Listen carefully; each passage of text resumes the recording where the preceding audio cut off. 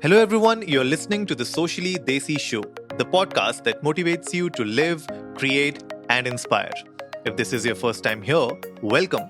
On our show, we discuss tips and strategies with our guest speakers on how to tackle problems related to personal growth, mental health, relationships, entrepreneurship, and health and fitness. So hit that subscribe button and go check out our website at sociallydesi.com for more of such content.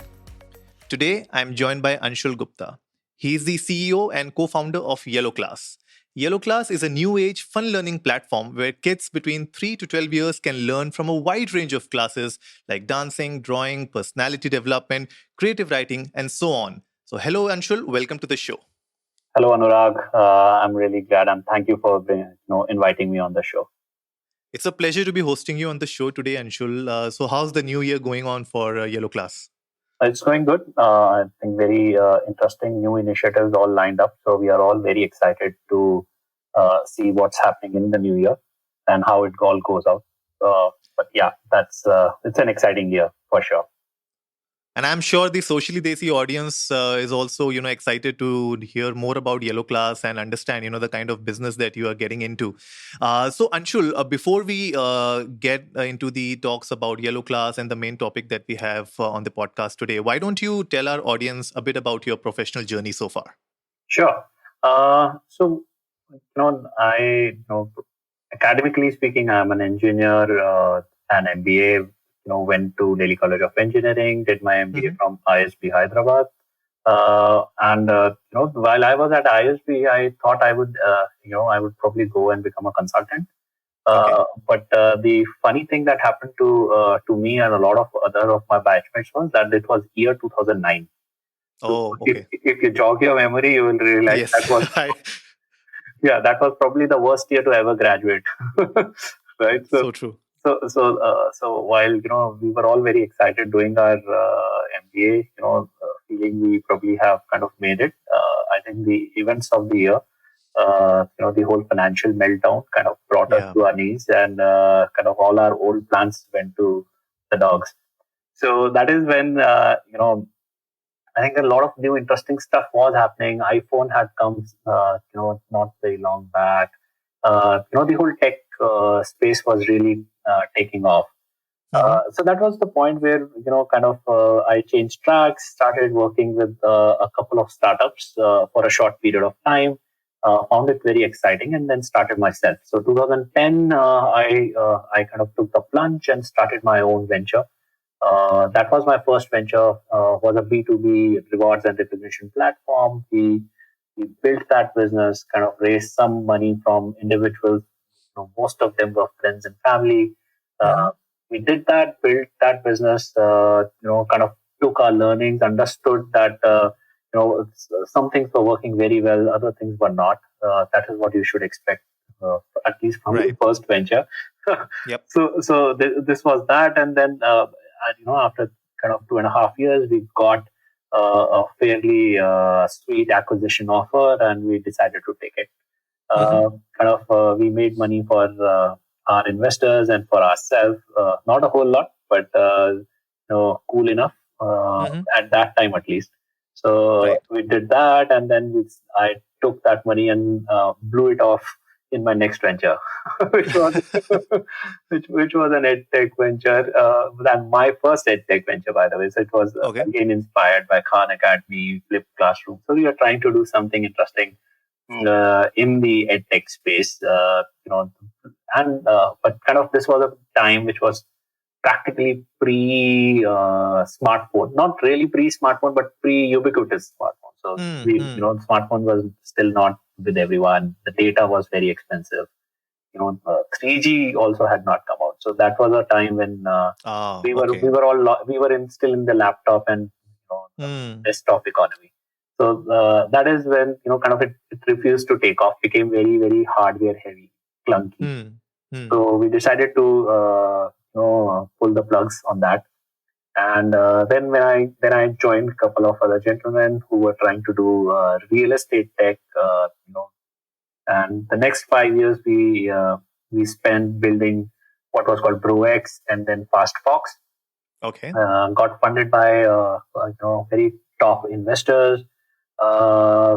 and then after 5 years, we eventually got acquired by Housing.com. That's prop type All of right. housing, right? So Hmm. that is so that was the journey, and that's during this while I met my co-founder.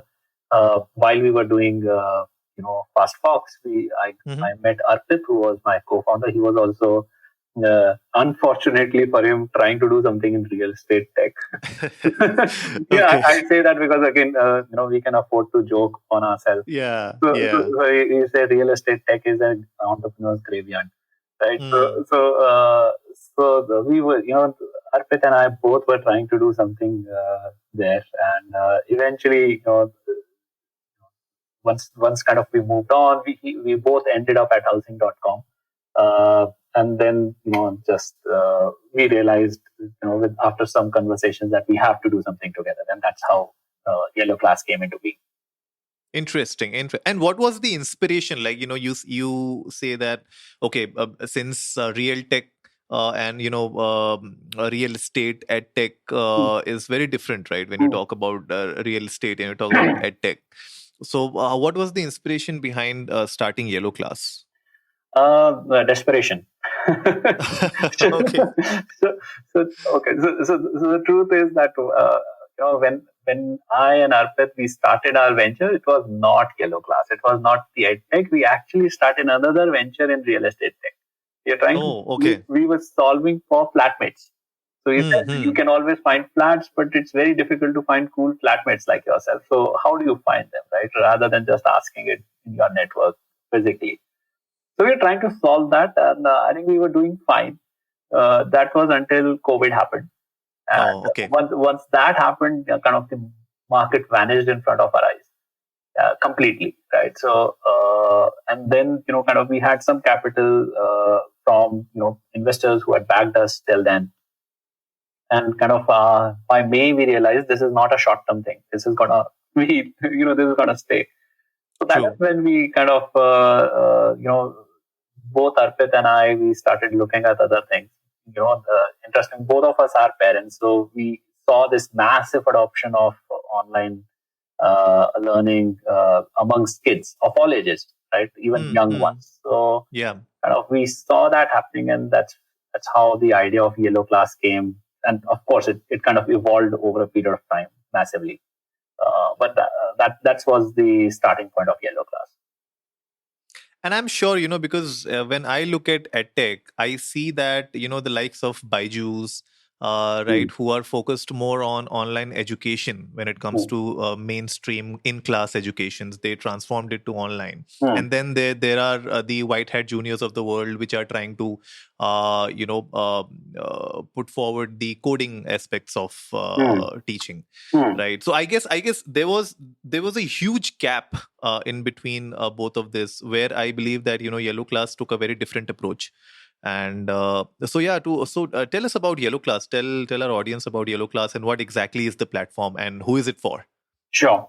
So Yellow Class is, it's a online live hobby class platform for kids, young kids, typically 2 to 12 years old, right? Hmm. More like four, but some younger ones also show up. Okay. Now, this is essentially a market which did not exist pre-COVID. So, Hmm.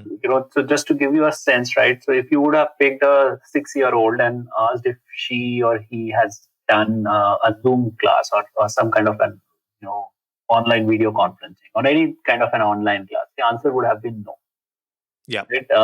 And that all changed between April and May of True. 2020, right? So schools were pushing for online classes for their own purposes, and that kind of got a massive amount of adoption amongst this category of kids, right? And that really opened up the market.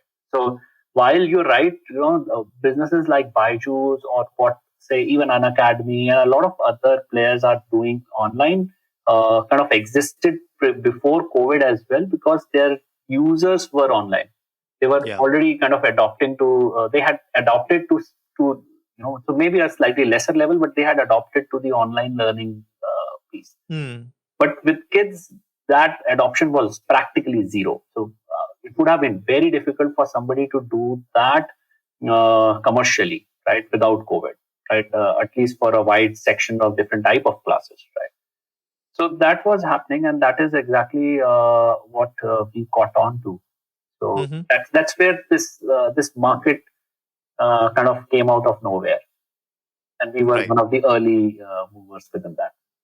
Mm-hmm. And what were the initial challenges with Yellow Class? Because since you were early movers into this particular section of, Hmm. online classes and programs, hobby classes for kids, what were the initial challenges that you faced? I think the biggest challenge was that there was no playbook, Hmm. right? So most businesses would have some kind of reference point or some playbooks. Either if you say in tech, you'll say, what is happening in US or China, and let's replicate it. And that's unfortunately the most convenient way of looking at businesses. Yeah. The other thing is you may also want to say what is happening offline and why don't we do something online better, but kind of take reference from the offline world. Now the interesting part was that the hobby classes space within the offline world is also very very small, Mm-hmm. and there was a reason for that, right? Young kids would not travel for online classes, right? So which was a primary driver because if you so if I were to ask you, do you know an offline player brand for IIT JEE preparation? Hmm. You would know. Hmm. If I Yeah. ask you, do you know somebody for CAT, for medical, for UPSC, for any even 10th, 12th math science? There are brands. May not be national, but True. city level brands, but there are brands. When it Yeah. comes to hobby classes, there is no brand, Yeah, I agree. right? And there is a reason for that. Yeah. The reason is Hmm. that the kid would not cross what we internally call as the Lakshman Rekha. The Lakshman Rekha is the main gate of your society if you live in one, or maybe your street, right? Hmm. If or wherever you are living, right? So otherwise, it becomes a logistical challenge to take the kid to the class and then bring him back, which is not small.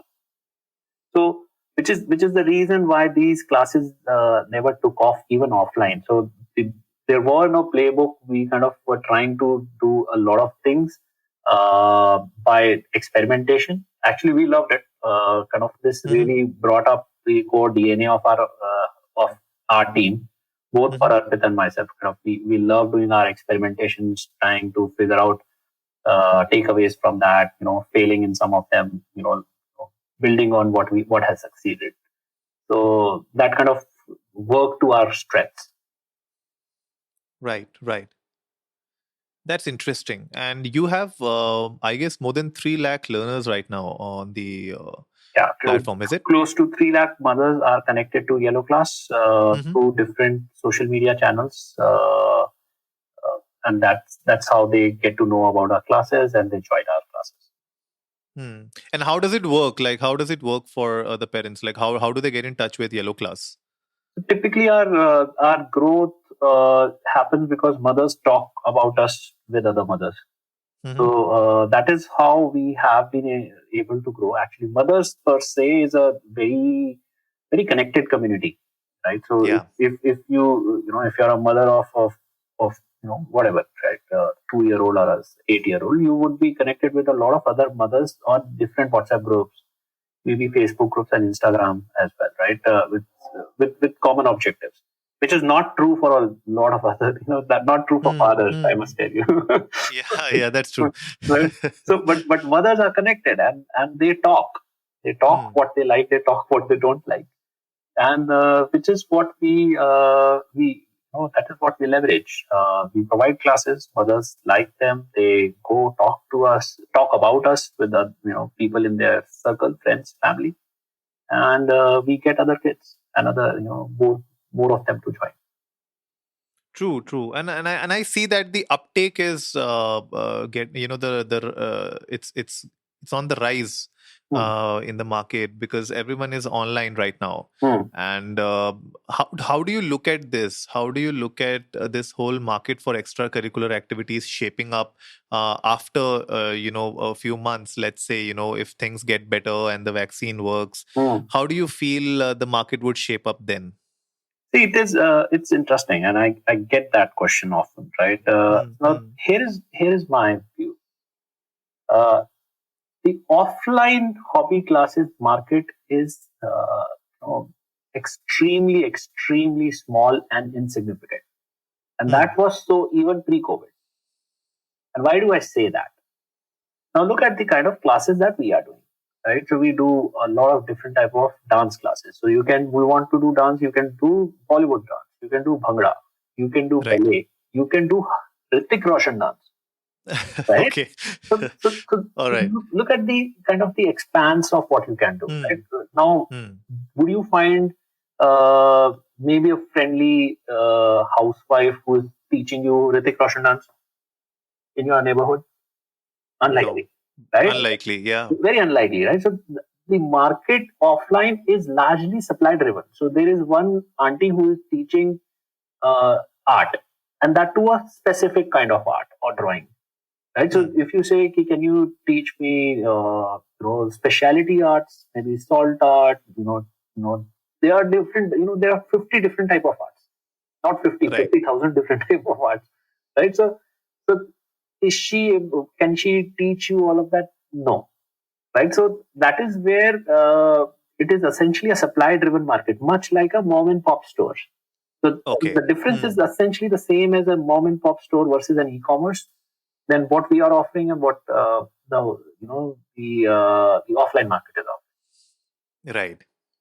So, which is where I see that once you offer such a diverse and desirable aspirational bouquet of services, there will be a large percentage of users who will continue to learn online because that's the only place they can get this access. Yeah. Yeah. The That other is true. advantage, of course, is also logistics. You don't have to get your mother or your father or somebody to, leave you to the class and pick you from the class. That piece also goes away. True, and I like you rightly said, the kind of the variety of options that you have when you want to learn, let's say, an art form. I guess that kind of a variety you won't find in the market right now. Yeah, So that's true. Plus, the other piece is that because at least for yellow class, each of our class is attended by up to 2,000 kids, right? And kind of it's a very scalable live class as a product model, wherein the quality of teachers that we can offer is much much better, right? So we typically, even today, we would kind of interview 50 teachers before we find somebody who is good enough to be put to a yellow class. So that way, the kind of quality that we are able to bring up, these are very charismatic, very energetic teachers, very inspirational teachers who can really inspire their audience to do stuff. No, I'm sure, because I was looking at the website and I saw the profiles of a few teachers, and I really like the kind of variety and the the demographics that you have on the website right now. So a good mix of I guess teachers, their backgrounds, the kind of art form that they're teaching, be it painting, dance, even general awareness. So I guess that's a very good mix of teachers that you have on the platform. But one question, Anshul, that a lot of edtech startups faced during the whole pandemic situation last year was the concerns for student privacy, especially when you go online. So a lot of parents, and in fact in my circle also, there were a lot of talks about how platforms are making sure that the integrity of the student data is maintained, and there's no leak, or there's no there are no chances of any such privacy leak. So how does that how are edtech startups handling that situation? Okay. So see, I cannot comment it for other tech startups, but because different platforms have different ways of handling the same challenge. In our case, what we do and we do well is that we are not sharing any of the data that we have, right, with any third party. For that matter, a lot of other players would come and say, can we market on your platform, or kind of can we do something co-branded, which is which Hmm. is the other way of saying can we market, right? True, So, true. Yeah. that is something that we are absolutely close to. We don't, Okay. we are not entertaining on any of that, right? Hmm.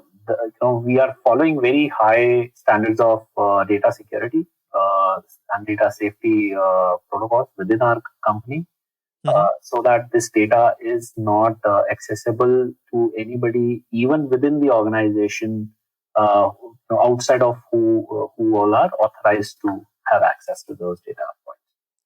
Right, So right. that is something that we are building on. Having said that, I think this is at a macro level, this is something which will need to be evolving continuously, Hmm. Hmm. right?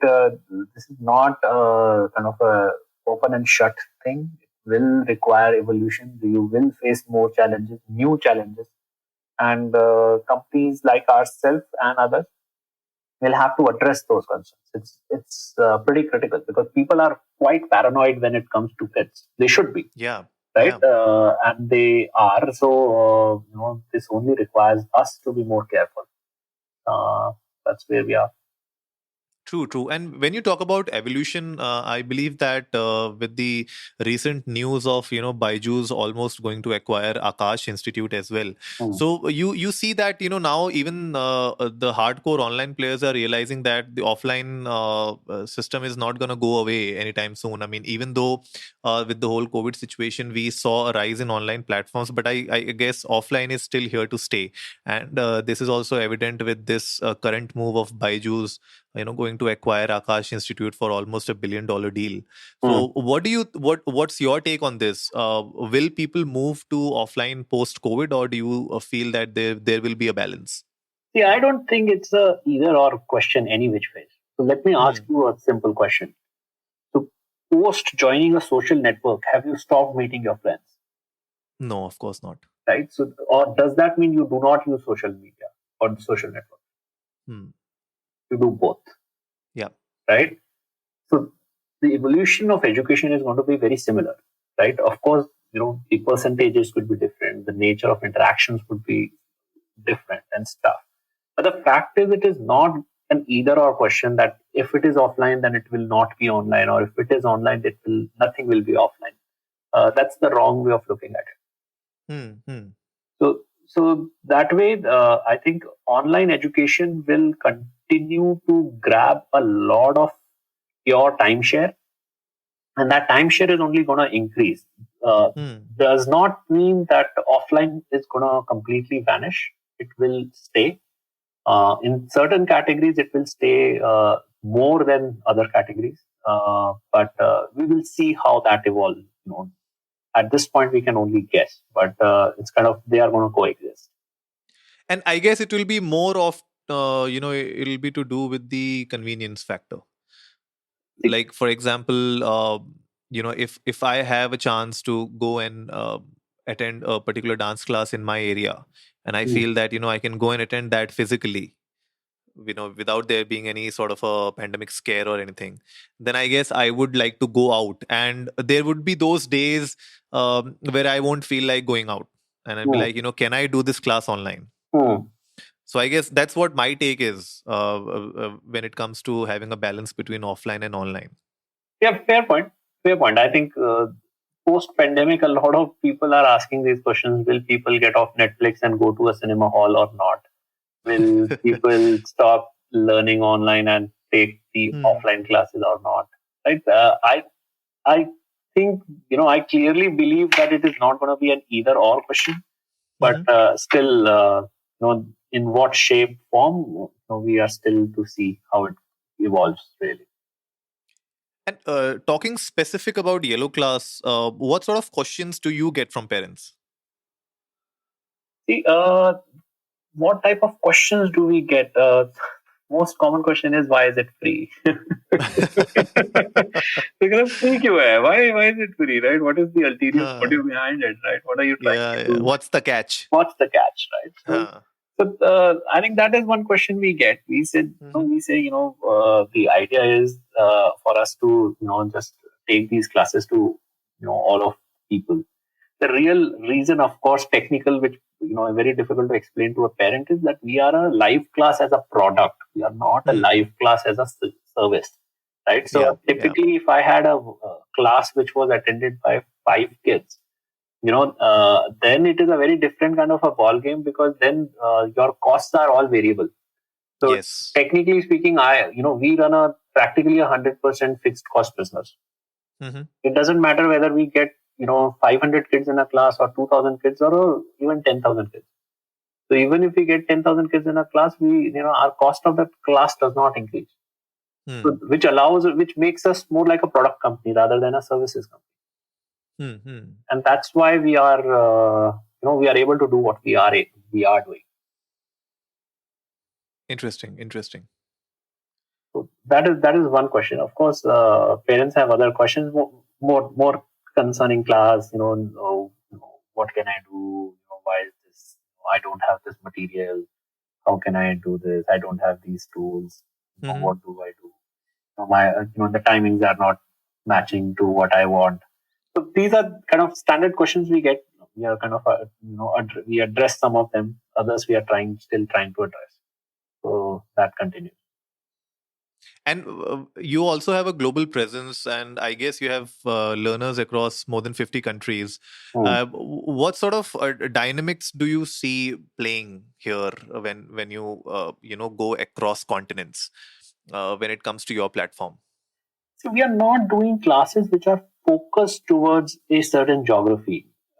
We thought about doing that as an experiment and kind of exploring that, but we kind of decided against it. We are still very focused on the Indian market, the Indian mid market for that matter, right? And which is very different from what a lot of other players are doing, right? So from that point of view, we are not kind of focusing, and I cannot tell you that kids from UK are doing this and kids from Singapore would typically act like this. So that's not an insight we are actually looking into right now, right?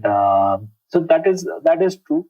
Having said that, we do get kids from across the globe. We get a lot of kids from all of our neighboring countries, right? We get NRIs. Some off times we get some say local of say an Asian country which is not South Asian country. So that also happens, but at a larger level, these are the segments that we get quite often. These are probably say a friend or a sister would tell her sister in UK that I was doing this yellow class. Why don't you get your kid to do as well? But then again, there are timing issues. Our classes are timed for the Indian market, so it's not a very convenient time for a lot of people, right? To take classes with us. True that. So, Anshul, any message to all the parents out there who are listening to us before we wrap up the episode? Sure. I think, I am a parent, and I do not by any stretch say I am a perfect parent or I know more than what any other parent does. But working for Yellow Class, has kind of given us some insights into what really matters. I think young kids are in a phase where parents like us are not really clear what our KPIs are. Right. So I'll tell you, when I say a kid is still say 3 years old, the KPIs are very clear. Right, you need to get the kid to talk, walk, susu potty training, food training, eating training, this, that, very basic stuff. And everybody knows what you want the kid to do. You don't want kid to do anything more. You don't want the kid to do anything less. Now, when the kid, when he or she becomes a teenager, that's the point where you start asking, "Arey, marks kitne aaye? What, how much you have scored in maths, English, science, right?" But there is this whole decade of say 3 years to 12, 13 years where you have no idea what the kid should do. Right? So which is a confusing period for everyone, right? And they keep saying, okay, let me learn this and learn that and this and that. I think And at times we as parents do, we end up putting too much pressure on our kids. I think that's where we start going wrong, because we are confused. uh, I think as a single point agenda, what parents should try is to get their kids to explore and try to be creative. Right? Yeah. Let them think. Let them try things that they like. It's okay. Your kid may like dancing or drawing, or maybe just a certain kind of a sport or anything else. Right? But let the kid explore different type of things, and they will find something that they are good at, that will get them confidence, that will kind of get them to create and get their creative juices flowing. And I think things will take care of themselves. So that is something that I have learned working on Yellow Class. And that's what my very humble advice is. Although, again, just clarifying, I think raising kids is a very, very tough ask. Uh, right? And I have a theory behind this. This is so because every day is the first day for the parent, right? And you Yeah. almost never get to come down the learning curve. So I have a 7-year-old daughter, but I have never Mhm. raised a 7-year-old before. True. Right? Next year I would not have raised an 8-year-old before. Right? So because the challenges keep changing, and they'll keep coming. So from that point of view, it's a very tough ask, but we probably we are just trying to make a platform which makes it super easy for you to get your kids to explore different skills. That's all. No, for sure, for sure. So much for this message. Thank you so much, Anshul, for this message. And to everyone listening out there, definitely check out yellowclass.com as well as the Instagram page of Yellow Class. So we will be putting down the links to all the Yellow Class pages and their website in the show notes below. So, guys, definitely go check them out. And also, we are going to do a campaign with Yellow Class soon next week. So, guys, please stay tuned for that, and also go on to sociallydesi.com/podcast to check out Anshul, his profile, and Yellow Class's profile as well. So, with that, Anshul, thank you so much for being on the show today. We have had a great and deep conversation around this particular topic. Thank you so much. Thank you, Anurag. Thanks. It was really fun. Thank you. So that wraps it up for today, folks. If you liked the episode, give it a big thumbs up, share it with your friends, and let's go viral. Remember, our weekly podcast features episodes on personal growth, mental health, relationships, business and entrepreneurship, and health and fitness. We would love to have Anshul on our show again in the future to discuss more about education, edtech, and life in general. So, if you haven't yet done so, hit that subscribe button and go check out our website at sociallydesi.com for more of such content. And as always, before I sign off, remember, life is black and white and everything in between.